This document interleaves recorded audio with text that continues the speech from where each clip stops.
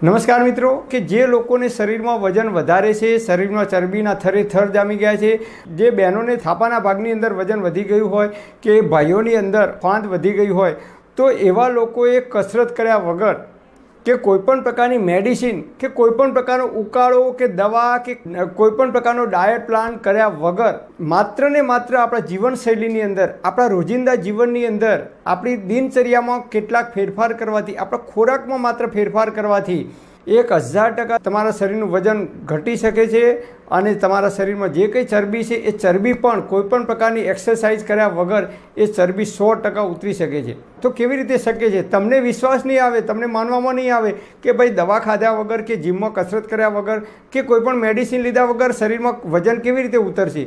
જી હા મિત્રો, તમે જુઓ, જે લોકો જીમમાં કસરત કરવા જાય છે એ લોકો જ્યાં સુધી જીમમાં કસરત કરે છે 3 મહિના કે 4 મહિના, ત્યાં સુધી એમના શરીરમાં વજન ઘટે છે 5 કિલો કે 10 કિલો. જ્યારે એ કસરત કરવાનું બંધ કરે છે કે જીમમાં જવાનું બંધ કરે છે કે તરત જ મહિના 2 મહિના પછી ધીરે ધીરે શરીરનું વજન વધવા લાગે છે. તો કેમ આવું થાય છે? તો શું આખી જિંદગી આપણે આમ કસરત જ કરવાની છે વજન ઘટાડવા માટે? ના. શું આખી જિંદગી આપણે જીમમાં જ જવું પડશે વજન ઘટાડવા માટે? ના. શું આખી જિંદગી આપણે ઉકાળા પીવાના છે, આયુર્વેદિક દવાઓ કરવાની છે કે મેડિસિન ખાવાની છે વજન ઘટાડવા માટે? ના. તો જો તમારે કોઈપણ પ્રકારની મેડિસિન ખાધા વગર, કસરત કર્યા વગર કે જીમમાં ગયા વગર તમારે જો વજન ઘટાડવું હોય તો એનો હું તમને અદ્ભુત ઉપાય બતાવું, જે આયુર્વેદમાં ચરક ઋષિએ, ચરક સંહિતામાં અને ભાગવત ઋષિએ અષ્ટાંગ હૃદય નામના ગ્રંથની અંદર એનો ઉલ્લેખ કરેલો છે, એનું પ્રમાણ આપેલું છે. તો સૌથી પહેલાં આપણે જોઈએ કે શરીરમાં ચરબી એટલે કે વજન કેમ વધે છે. તો બહેનોને આપણે જોઈએ તો થાપાના ભાગ ભારે થઈ જાય છે અને ભાઈઓને જોઈએ તો પેટની હોડી એટલે કે ફાંદ બહાર આવે છે. તો શરીરમાં ચરબીના થરે થર કેમ જામી જાય છે, કેમ શરીરમાં વજન વધે છે? તો એનું કારણ માત્ર ને માત્ર એક જ છે કે આપણે ફાઇબરવાળા ખોરાક ઓછા ખાઈએ છીએ. હવે ફાઇબર એટલે શું? તો કાર્બોહાઈડ્રેટ. કાર્બોહાઈડ્રેટને 3 ભાગમાં વહેંચી શકાય. એક છે સ્ટાર્ચ, બીજું સુગર અને ત્રીજું છે ફાઇબર. તો જે સ્ટાર્ચ અને સુગર છે એની અંદર ભરપૂર પ્રમાણમાં આપણને કેલરી મળે છે અને એ કેલરીના કારણે આપણા શરીરમાં વજન અને ચરબી વધી શકે છે. જ્યારે ફાઇબર છે એ ફાઇબરનો ઉપયોગ કરવાથી શરીરમાં ક્યારેય વજન વધતું નથી કે શરીરમાં ફેટ વધતા નથી. તો કેમ નથી વધતા? તો ફાઇબર એટલે શું અને ફાઇબર કેવા ખોરાકમાંથી આપણને મળે છે? જો ફાઇબરવાળા ખોરાક ખાવાનું આપણે જીવનમાં શરૂઆત કરી દઈશું તો જિંદગીમાં જીવીશું ત્યાં સુધી ક્યારેય આપણા શરીરમાં વજન નહીં વધે કે ચરબીનું પ્રમાણ વધશે નહીં. તો ફાઇબરવાળા ખોરાક એટલે શું? કયા કયા ખોરાકને ફાઇબરવાળા ખોરાક કહી શકાય? અને ફાઇબરવાળા ખોરાક ખાવાથી કેમ શરીરમાં વજન વધતું નથી? તો નંબર 1, આપણે સ્ટાર્ચ અને સુગરવાળા જો ખોરાક ખાઈએ તો એમાં ભરપૂર માત્રામાં કેલરી મળે છે. આજકાલ બેઠાડું જીવન અને વ્હાઇટ કોલર જોબના કારણે વધારે પડતી કેલરીવાળા આપણે ખોરાક લઈએ તો એ વધારાની જે કેલરી છે એને આપણું લીવર છે એ ચરબીમાં રૂપાંતર કરે છે, જેના કારણે આપણા શરીરમાં ધીમે ધીમે ચરબીના થર જામવાની શરૂઆત થઈ જાય છે. ફાઇબરવાળા ખોરાક ખાવાથી શરીરમાં ચરબીનું પ્રમાણ ક્યારેય વધતું નથી. કેમ? ફાઇબરમાંથી 0 કેલરી મળે છે. અને નંબર 2, ફાઇબરનું શરીરમાં ધીમે ધીમે પાચન થાય છે. ખૂબ સમય લાગે છે એનું પાચન થતાં, એટલે એ વધારે જગ્યા રોકે છે, જેના કારણે આપણને જલ્દીથી ભૂખ લાગતી નથી. અને નંબર 3, એ ફાઇબર છે એ શરીરમાં ધીમે ધીમે એનું પાચન થાય છે, એટલે એની અંદરથી જે ગ્લુકોઝ રિલીઝ થાય છે એ ખૂબ ધીમે થાય છે, જેના કારણે ડાયાબિટીસને કંટ્રોલ કરવામાં મદદરૂપ થાય છે અને કોલેસ્ટ્રોલને કંટ્રોલ કરવામાં મદદરૂપ થાય છે. અને નંબર 4, ફાઇબર છે એનું પાચન થતું નથી, એટલે જઠરમાંથી નાના આંતરડામાં જાય છે. નાનું આંતરડું આપણું 21 ફૂટ લાંબુ છે, એટલે નાના આંતરડામાં જે કંઈ ગંદકી ભરાઈ હોય એ તમામ ગંદકીને સાફ કરવામાં ફાઇબર ખૂબ અદ્ભુત કામ કરે છે. અને આપણે ચાવ્યા વગર જે કંઈ ખોરાક ફટાફટ ઉતારી દીધો હોય એ ખોરાકને પણ ફાઇબર છે ધીમે એ ખોરાકને બહાર કાઢવામાં મદદરૂપ થાય છે. આયુર્વેદમાં ફાઇબરને આપણા શરીરનો સફાઈ કામદાર કહેવામાં આવે છે. એટલે આપણે ખોરાકની અંદર નિયમિત રેગ્યુલર જો ફાઇબરવાળા ખોરાક લેવાનું ચાલુ કરીશું તો આપણા આંતરડામાં જે કંઈ ગંદકી છે દૂર થાય છે. એટલે કે જે લોકોને કબજિયાત છે, વર્ષો જૂની કબજિયાત છે, કબજિયાતનો પ્રોબ્લેમ છે, એમને ખૂબ વરદાનરૂપ સાબિત થાય છે. ડાયાબિટીસવાળાને પણ વરદાનરૂપ સાબિત થાય છે અને જે લોકોને કોલેસ્ટ્રોલનો પ્રોબ્લેમ છે એમને પણ એ વરદાનરૂપ સાબિત થાય છે. ફાઇબર ખાવાથી જલ્દીથી ભૂખ લાગતી નથી, એટલે આપણે બીજો ખોરાક જલ્દીથી ખાતા નથી. અને ફાઇબર છે એ શરીરની અંદર કેલરી વધારતું નથી, એની અંદર 0 કેલરી છે, એટલે ચરબીમાં રૂપાંતર થતું નથી, જેના કારણે આપણા શરીરમાં ચરબી વધતી નથી, અને ચરબી વધતી નથી એના કારણે આપણા શરીરમાં વજન પણ વધતું નથી. તો ફાઇબર કેવી રીતે ખાવું જોઈએ અને કયા ખોરાકમાં ફાઇબર મળે છે? આજકાલ તમે જુઓ તો આપણે ફાઇબર વગરના ખોરાક ખાવાનું શરૂઆત કરી દઈએ છીએ. નંબર 1, પેકિંગવાળું દૂધ આપણે ખાઈએ છીએ, જે પાવડરવાળું કદાચ આવે છે કે ભેળસેળવાળું આવે છે, તો એ ખાવાનું આપણે ઓછું કરવું જોઈએ. નંબર 2, ઘઉંની રોટલી કે ઘઉંની ભાખરી, એની અંદર કેલરી વધારે હોય છે અને ફાઇબર ઓછું હોય છે.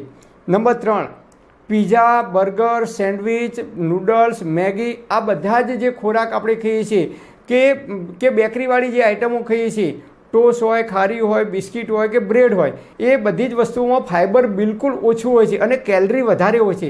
દિવસ દરમિયાન આપણે એ વસ્તુઓનું વધારે સેવન કરીએ છીએ. પેકિંગવાળા આપણે ખોરાક વધારે ખાઈએ છીએ, જંક ફૂડ આપણે વધારે ખાઈએ છીએ, એની અંદર વધારે પ્રમાણમાં કેલરી હોય છે. ચા અને બિસ્કિટ ખાઈએ કે ચા અને ખારી ખાઈએ કે ચા અને ટોસ્ટ બિસ્કિટ ખાઈએ, તો એમાંથી આપણને આપણા શરીરમાં વધારે કેલરી મળે છે.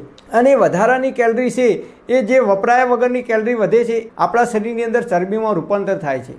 એટલે આપણે કેલરીવાળા ખોરાક છે એ ખોરાક ઓછા ખાવા જોઈએ અને ફાઇબરવાળા ખોરાક વધારવા જોઈએ, તો જિંદગીમાં ક્યારેય કબજિયાત નહીં થાય. તો ફાઇબરવાળા ખોરાક કયા છે?